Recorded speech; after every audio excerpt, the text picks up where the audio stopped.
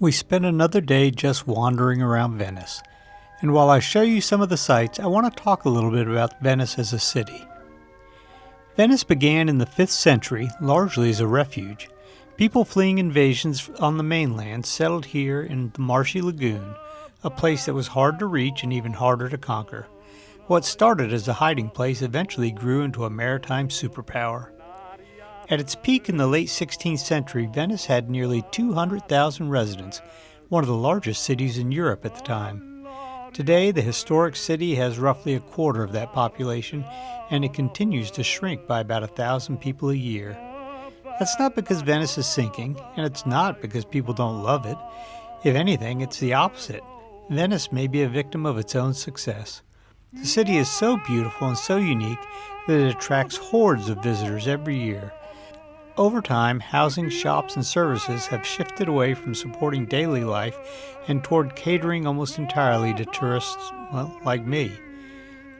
That shift has steadily priced locals out.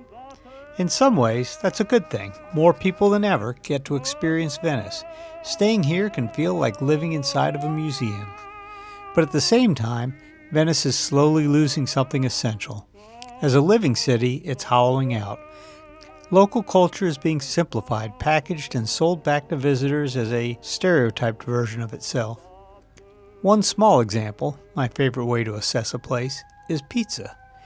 In most of Italy, you can find excellent local pizza or authentic Neapolitan-style pizza. You find it almost everywhere. In Venice, most of the pizza is New York-style pizza, clearly aimed at visitors rather than residents.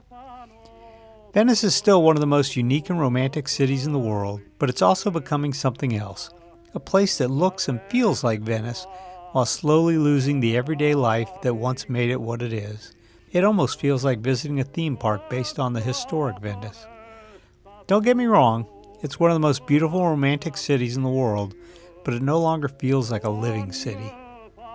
But don't be too critical of Venice for selling stuff made elsewhere. That's what made the city great in the first place.